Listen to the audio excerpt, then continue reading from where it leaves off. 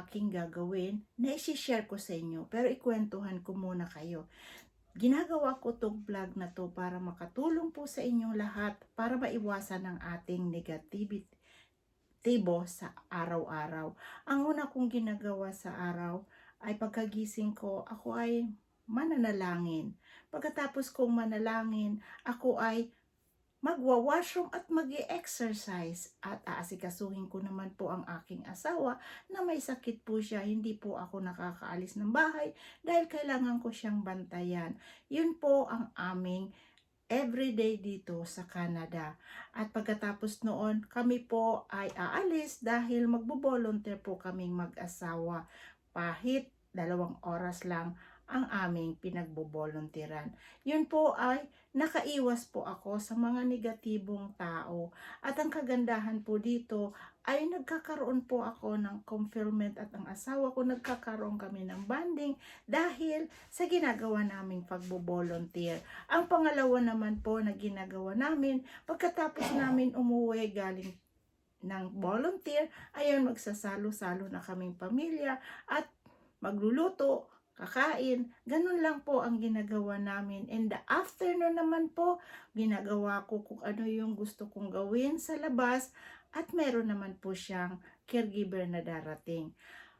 Ang kailangan lang po natin, magbasa po tayo or manood po tayo ng mga inspirational talk or yung mga successful na tao.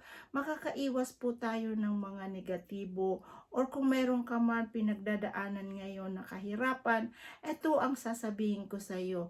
Dahil itong sinalihan kong negosyo, baka makatulong po sa inyo kasi online lang naman ito at wala po itong selling at wala po itong bagging ng friend at meron po itong automated systems na kinakatawan na tutulungan tayo. Kaya nga po itong ginagawa ko, nandito lang kami sa bahay, may banding kami at may work kaming ginagawa para sa aming retirement home at sa aming freedom at sa aming kaligayahan na rin. Kami ay patanda na rin po tayo, hindi na po tayo pabata. Kailangan na rin natin ay pagtuunan kung paano yung future natin sa retirement po. So kung interesado po kayong malaman ang detalye nitong negosyong pinasok naming mag-asawa, kahit di po kami makalabas, dito lang namin sa bahay ginagawa.